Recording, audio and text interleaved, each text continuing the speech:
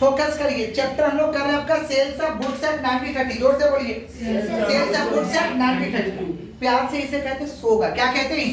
अच्छा, ये sales of goods act नाम से ही पता चल रहा है कि सेल्स ऑफ गुड्स एक्ट क्या चीज के लिए बनाया गया होगा? सेल्स के लिए। क्या चीज के लिए बनाया गया होगा? अच्छा, सेल्स ऑफ गुड्स एक्ट माने वस्तु का सेल के लिए इस एक्ट को बनाया गया होगा। इसका प्रोविजन ना पहले इंडियन कॉन्ट्रैक्ट एक्ट में था। इसका प्रोविजन जो था पहले कहां था? Indian contract act. Indian contract act में लिखा हुआ था सेक्शन 76 से लेकर के 123 तक।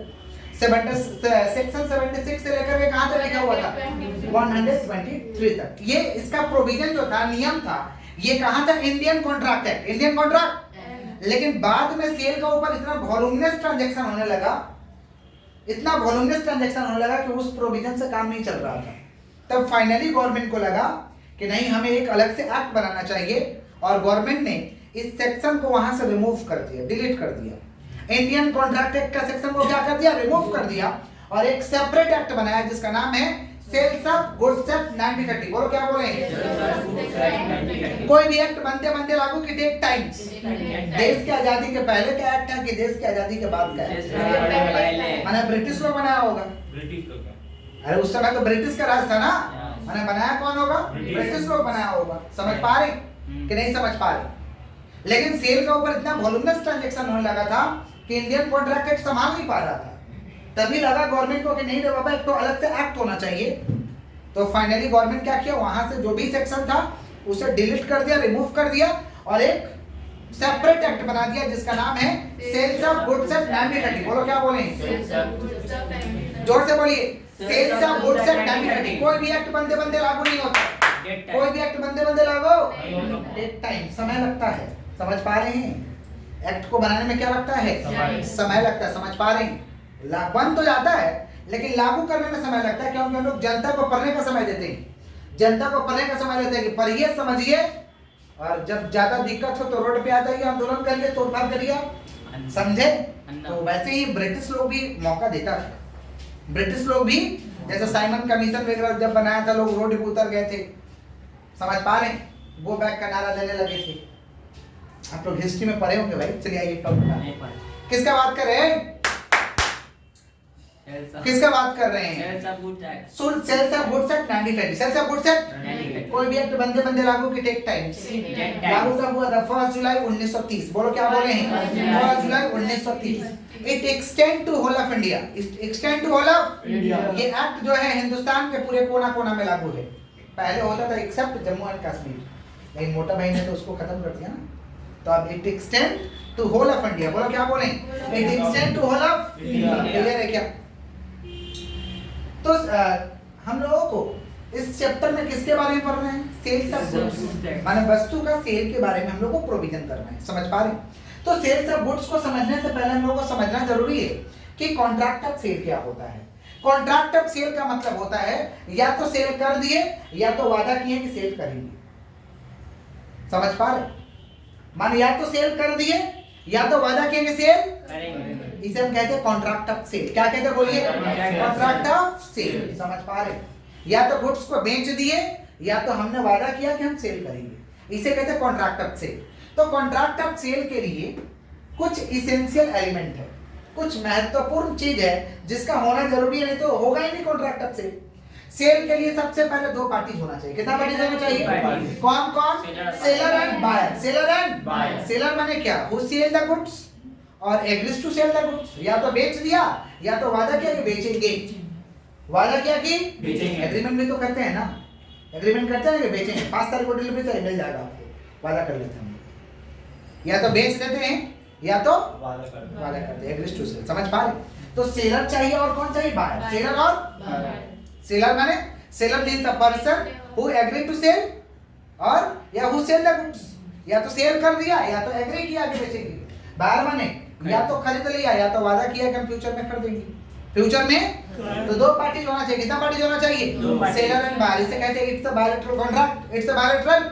2 पार्टी को कहते हैं बायलैटरल। क्या कहते हैं हम लोग? और एक पार्टी को कहते हैं यूनिलैटरल। क्या कहते हैं हम लोग? एक पार्टी को यूनिलैटरल, 2 पार्टी को क्या कहते हैं? बायलैटरल। क्या कहते हैं? जब जहां 2 जन रहेगा समझ जाएगा बायलैटरल है। कौन सा है? बायलैटरल। चलिए आगे बढ़ते हैं। सब्जेक्ट मैटर क्या होगा भैया, क्या बेचेंगे आपको, गुड्स, क्या बेचेंगे, वस्तु बेचेंगे, क्योंकि उस चैप्टर का ही तो नाम है सेल्स ऑफ गुड्स है। क्या बेचेंगे भैया आपको, वस्तु, सामान बेचेंगे, सामान, सामान, समझे, वस्तु बेचेंगे जो मूवेबल प्रॉपर्टी होना चाहिए। मूवेबल माने जिसको एक जगह से दूसरी जगह तक ले जा सके, जिसे एक जगह से दूसरी जगह तक, उसे कहते हैं मूवेबल प्रॉपर्टी। क्या कहते हैं, transfer of property. Transfer of property, transfer of property का मतलब होता है ट्रांसफर ऑफ ओनरशिप राइट, मालिकाना हक सौंप दिए, मालिकाना हक। लेकिन यहाँ प्रॉपर्टी कैसा होता है, जनरल प्रॉपर्टी। कौन सा प्रॉपर्टी, कोई स्पेशल प्रॉपर्टी नहीं होता, जैसे जमीन स्पेशल प्रॉपर्टी है, बिल्डिंग स्पेशल प्रॉपर्टी है, यहाँ जनरल प्रॉपर्टी। कौन सा प्रॉपर्टी, समझ रहे हैं, जैसे एक ट्रक कोयला इनको भेज दिए, ये जनरल प्रॉपर्टी है। एक ट्रक आटा इनको भेज दिए, ये जनरल प्रॉपर्टी है।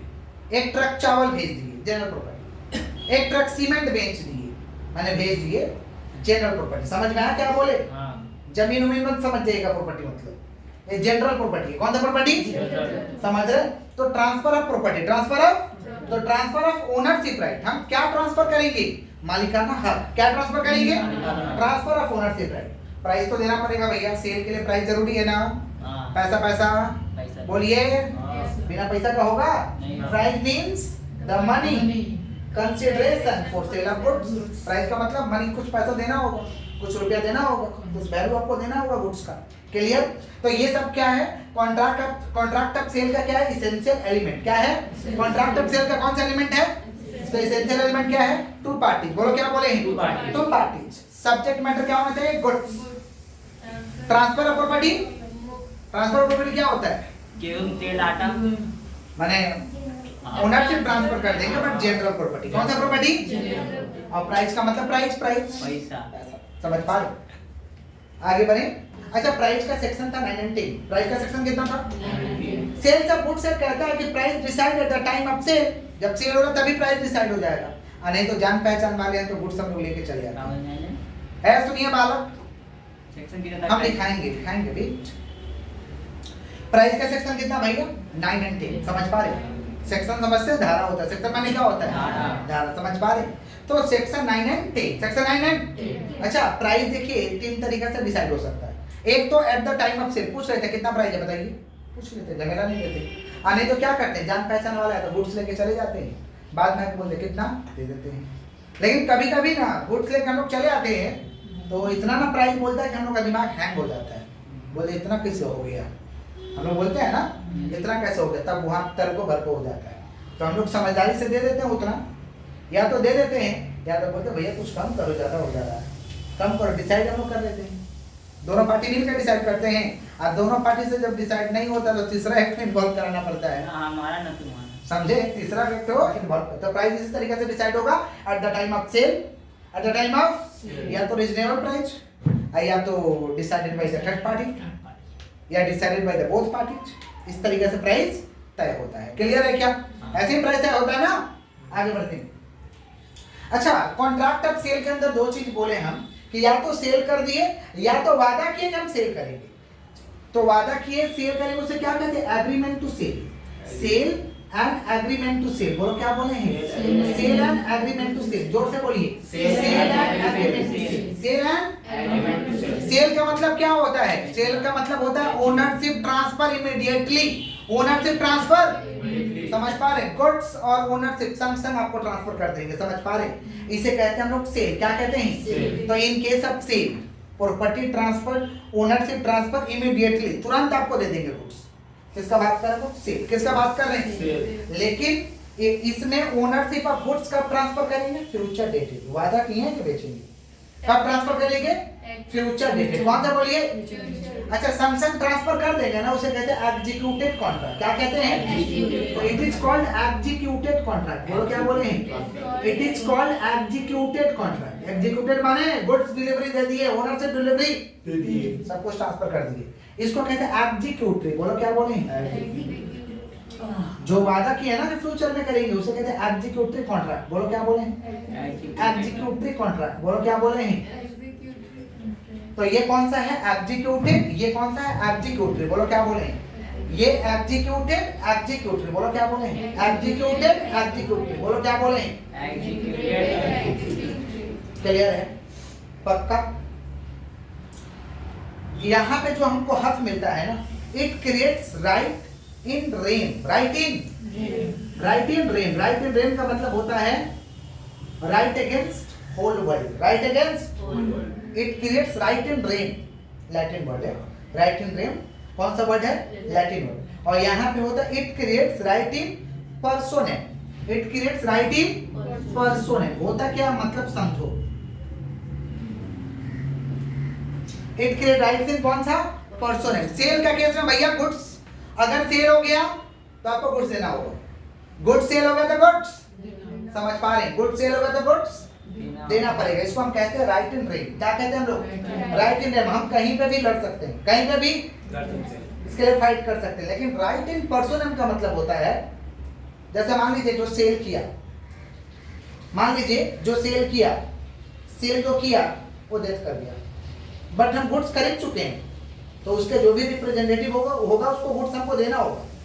कोई तो रिप्रेजेंटेटिव होगा, सेल हमको कर चुका है, हम गुड्स डिलीवरी नहीं लिए, समझ पा रहे हैं? सेल कर चुका है और जो जिसको सेल हुआ है वो डेथ कर दिया, माने जो सेल किया वो डेथ कर दिया, जो सेल किया हो तो गुड्स हमको देना पड़ेगा। हम लड़ सकते हैं इसके लिए कि हमें सेल किया, हमें गुड्स दो, समझे? तो ये right in rem, right in. और राइट इन पर्सनल का मतलब होता है जो वादा किया कि हम सेल करेंगे, वादा करने वाला ही मर गया तो निभाएगा कौन? जब वादा हुआ है भाई, जैसे ऐसे समझ में आपको बेटर रहेगा, टू एग्जांपल दे रहे हैं। जैसे मान लीजिए एक लड़का का शादी हुआ, समझ पा रहे हैं? यहाँ पे नहीं बोलेंगे कौन है। मान लीजिए एक लड़का का शादी हुआ, शादी होते ही लड़का सलट गया, शादी होते ही लड़का सलट गया। क्या करेंगे? लड़की को घर में हिस्सा मिलेगा कि नहीं मिलेगा? संपत्ति में हिस्सा मिलेगा कि नहीं? क्या करेंगे? घर से निकाल देंगे? वो घर से निकलेगी? कर सकती है। Right in rem, right in property में हिस्सा मिलना चाहिए कि नहीं मिलना चाहिए? उसको घर में रखना चाहिए कि नहीं रखना चाहिए? लेकिन प्यार मोहब्बत वाला केस में देखते हैं ना, जो वादा किया क्या हम तुमसे शादी कर लेंगे, हम तुमसे शादी नहीं, वादा नहीं करने वाला ही मर गया, क्या होगा? लड़की का घर में चल जाएगी, बिना वादा हुआ था, ऐसे बोलेगी कुछ नहीं, 1 महीना रोएगी। इसे कहते हैं राइट इन। रोने गाने के बाद नहीं चल रहा है, यहाँ ब्लॉक का बात चल रहा है। राइट इन पर्सन है, राइट इन, समझ रहे हैं? हाँ सर समझ गए। सेल का केस में जीएसटी लगेगा, अब तो जीएसटी हो गया, अब क्या हो गया? जीएसटी। सेल के केस में जीएसटी लगेगा, एग्रीमेंट टू सेल के केस में जीएसटी लगेगा, लेकिन कब? Eight the time of delivery of goods, eight the time of delivery, माने जब देंगे तब लगेगा। तो कह सकते हैं जीएसटी नहीं लगेगा, प्रोवाइडेड लगेगा कब? जब हम गुड्स देंगे तब लगेगा। तो क्या लगेगा? जीएसटी। क्या लगेगा? जीएसटी। क्लियर कि नहीं क्लियर? कितना बोले? 4 पॉइंट बोले। पहला क्या बोले? In case of sale, ownership और प्रॉपर्टी पासेस इमीडिएटली, माने transfer of goods immediately, transfer of goods यहाँ पे कब होगा? Future dated. ये कौन सा कॉन्ट्रैक्ट है? एग्जीक्यूटिव। ये कौन सा? एग्जीक्यूटिव। यहाँ पे it creates right in rem, it creates right in personam, right in. और यहाँ जीएसटी लगेगा, यहाँ जीएसटी लगेगा जब हम डिलीवरी देंगे, बट एग्रीमेंट टू सेल के टाइम में नहीं लगेगा, एग्रीमेंट टू सेल के टाइम में नहीं लगेगा। क्लियर है क्या? आगे बढ़े, बोलिए। सुनिएगा ध्यान से, फोकस।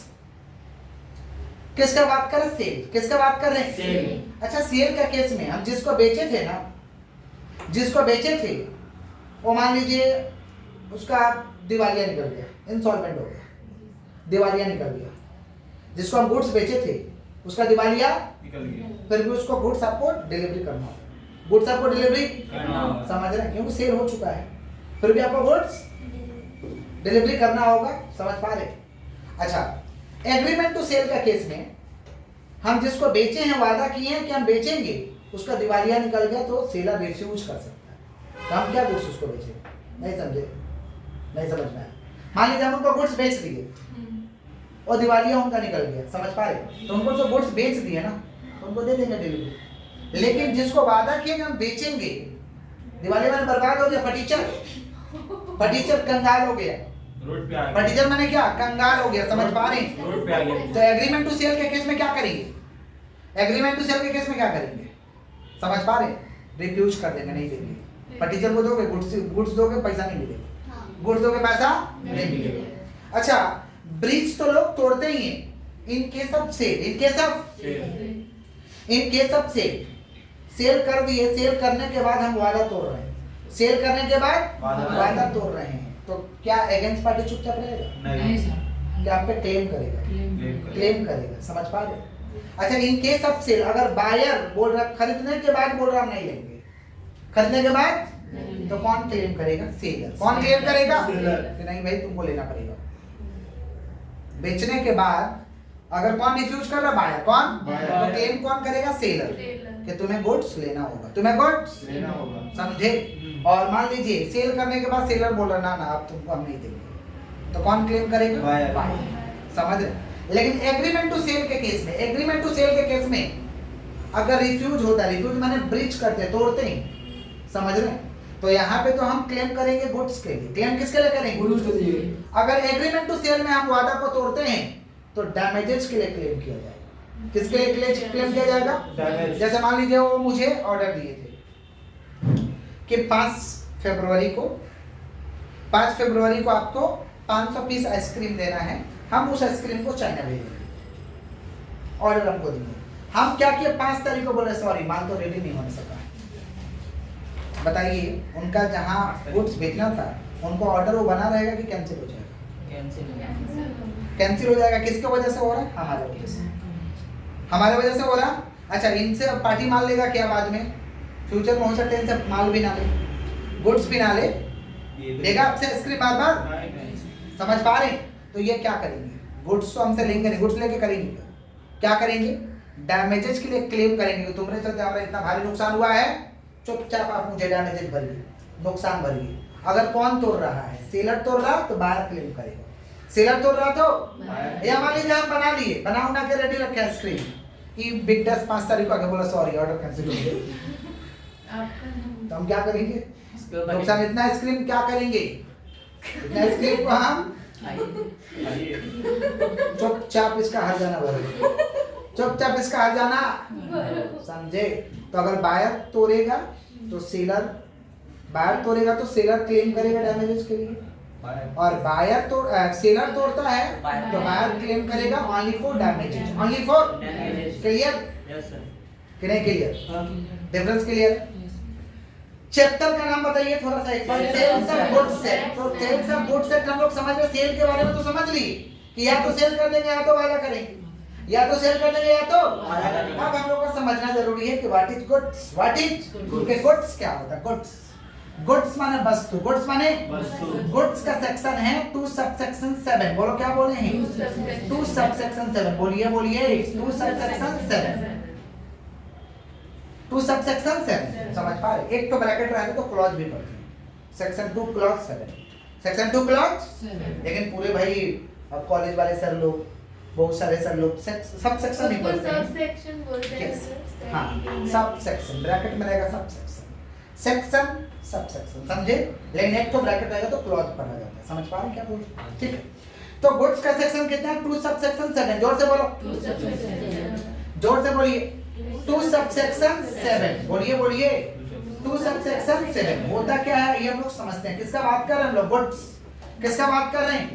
वस्तु। गुड्स का डेफिनेशन लॉ ने दिया, लॉ ने दिया कि गुड्स में भी डिफाइन है, गुड्स में भी any kind of movable property. Any kind of property का मतलब तो आगे ही समझ चुके हैं हम लोग। प्रॉपर्टी का मतलब आगे समझे कि नहीं समझे? बोलिए। तो गुड्स में भी डिफाइन है। बोलो क्या बोले? गुड्स में भी डिफाइन है every kind of movable property. Every kind of, शुरू से बोलो क्या बोले? गुड्स में भी डिफाइन है। बोलो क्या बोले? गुड्स में भी डिफाइन है every kind of movable property. Every kind of, शुरू से बोले क्या बोले? बोलिए। गुड्स में भी डिफाइन है, गुड्स में भी डिफाइंड है every kind of movable property. Every kind of goods में भी डिफाइंड डिफाइंड है every kind of movable property. माने गुड्स कुछ भी हो सकता है जो जिसको हम मूव कर सकते हैं, माने एक जगह से दूसरी जगह तक ले जा सकते हैं, एक जगह से दूसरी जगह तक। समझ पा रहे हैं? Other than actionable claim and money, other than actionable claim and money, actionable claim और मनी को छोड़ के। एक्शनेबल क्लेम का मतलब होता है right to receive, right to. जैसे मान लीजिए हमें इंश्योरेंस कंपनी से पैसा मिलना है, मिलना है, क्लेम किए, तो ये गुड्स नहीं है। Other than actionable claim and money, money समझते हैं, मनी रुपया रुपया रुपया। Other than actionable claim and money, other than actionable claim and money, शुरू से बोलिए। गुड्स में भी डिफाइंड है every kind of movable property, other than actionable claim and money, other than actionable claim and money, but includes stock and shares। बोलो क्या बोले? but includes stock and shares। stock समझते हैं, आपके गोदाम में गुड्स रखा हुआ है, सामान सामान सामान, stock and shares, shares समझते हैं, shares कंपनी का शेयर खरीदते हैं ना, stock and shares, but includes stock and shares। बोलो क्या बोले? but includes stock and shares। Growing crops, growing crops, थोड़ा मेरा ड्राइंग में हाथ टाइट है भाई, ये मान लीजिए जमीन है, लैंड लैंड लैंड, मेरा ड्राइंग में थोड़ा हाथ टाइट है। ग्रोइंग क्रॉप्स, फसल उगाएं, फसल फसल फसल फसल समझते हैं, फसल फसल फसल समझ पा रहे? क्या है वो? फसल, growing crops, growing crops, growing क्या? क्रॉप्स। ग्रास, ग्रास उगाएं, ग्रास ग्रास, घास घास, हाँ सर। Growing crops, grass. बोलो क्या बोले? Growing crops, grass. Tree, tree पौधा समझते हैं, पौधा बोला सर। पौधा, हाँ सर। ट्री। तो ग्रोइंग क्रॉप्स, ग्रास और क्या? ट्री। बोलो क्या बोले? Growing grass, growing crops, grass, tree. समझ पा रहे हैं कि नहीं समझ पा रहे? हाँ sir. And other things attached to the ground, other thing attached to the ground क्या है? बकरी बकरी, गोट, गाय भैंस, हमसे बनेगा नहीं भैया, गोट है, मान लीजिए गोट है, गोट है, गोट गोट गोट गोट है।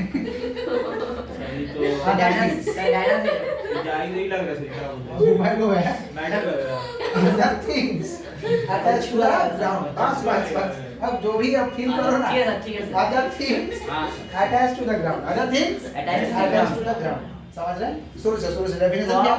गुड्स, अरे गुड्स में भी डिफाइन है every kind of movable property. बोलो Goods may be defined every kind every kind of movable property other than actionable claim and money, other than actionable claim and money, but includes stock and shares, stock and shares, growing crops, grass, tree, other thing attached to the ground। बोलो क्या बोले?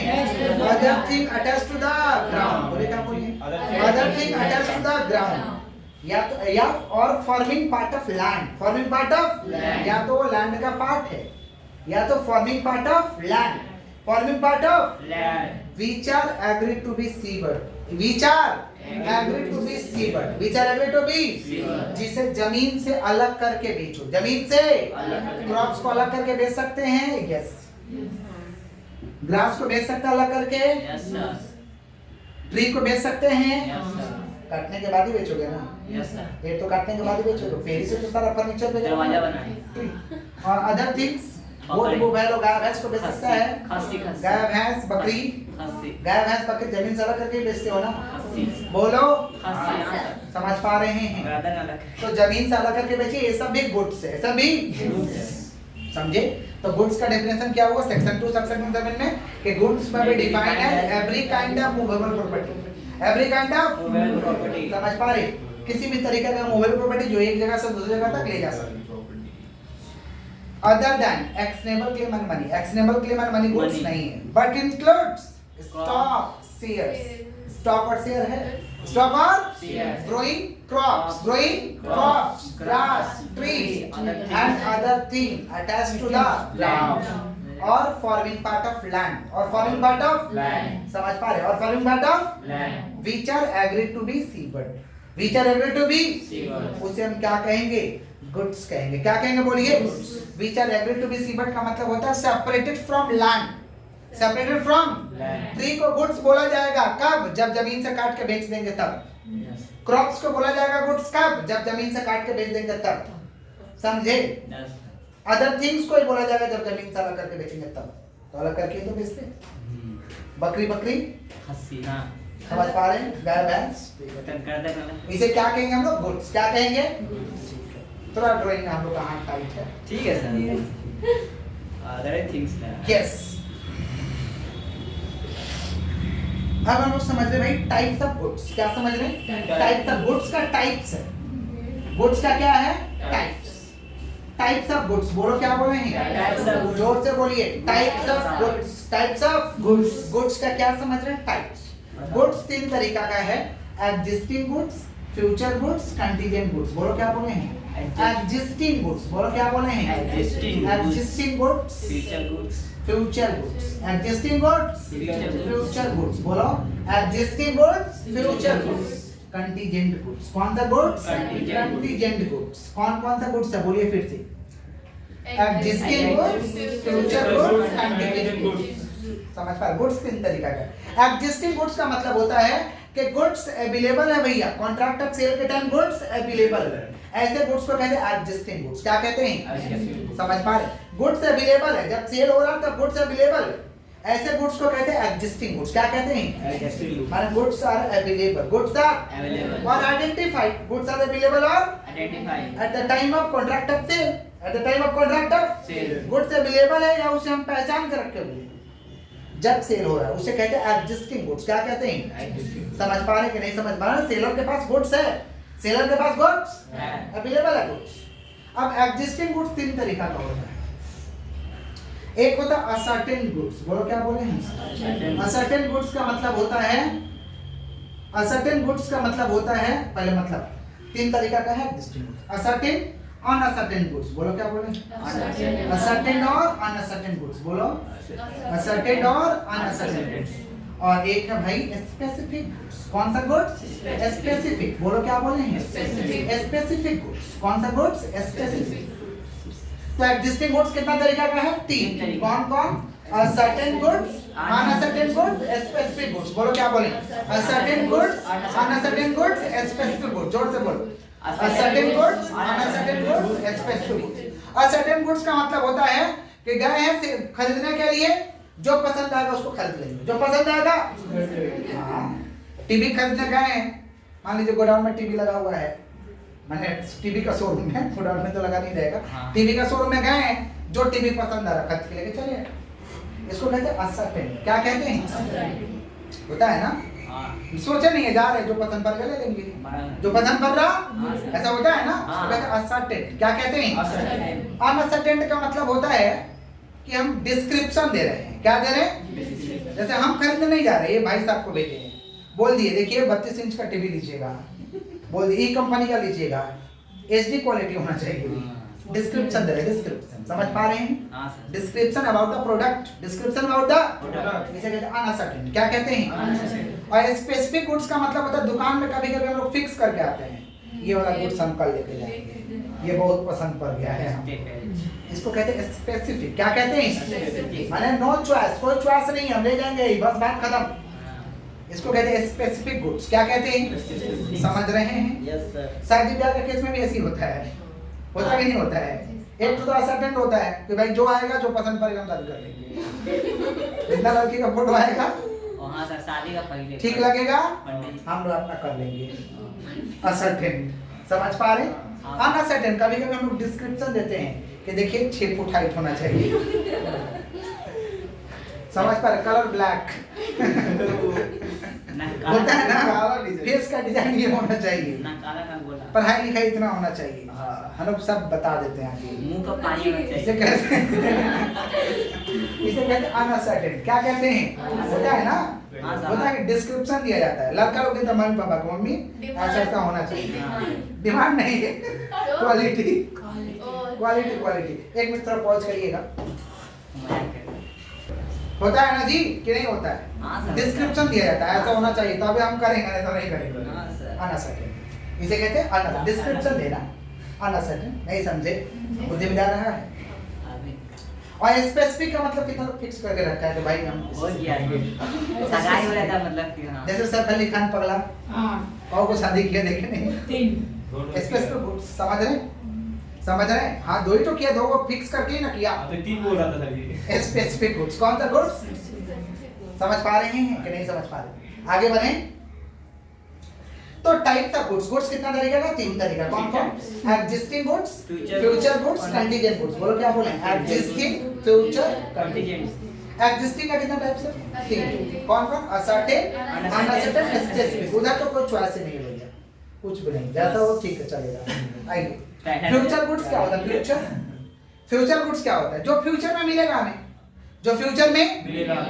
समझ पा रहे? जैसे goods को बना के दीजिए या तो उगा के दीजिए, या तो बना के दीजिए या तो उगा के दीजिए। उगा के माने खेती करके दीजिए। जैसे उनको बोल दीजिए ये 500 केजी मीट उगा के लेके आइए, तो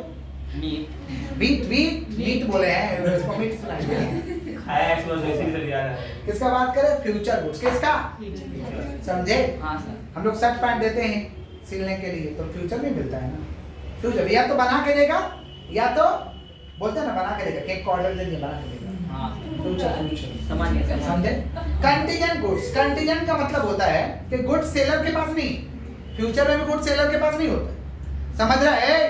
फ्यूचर में भी गुड्स सेलर के पास नहीं होता है। कंटीजेंट गुड्स का मतलब ये होता है कि सेलर के पास गुड्स नहीं है, सेलर के पास गुड्स नहीं है। समझे? जैसे मान लीजिए ये भाई साहब का एक तो बगीचा है, समझ रहे? और धीरू चला गया इनका बगीचा का पूरा कॉन्ट्रैक्ट करने कि देखिए इस बार आपके बगीचा में जो भी फल आएगा आप मुझे दे दीजिए, हम ले जाएंगे। इसके लिए आज ही हम लिखापरी कर ले रहे हैं। करेंगे आप?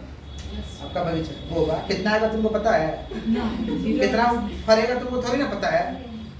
इस बार फरेगा, मान लीजिए मैंगो का बगीचा है। किसका बगीचा है? तो इस बार तुम्हारा आम आएगा कि नहीं आएगा जानता है? तो कैसे तुम कॉन्ट्रैक्ट कर लेगा?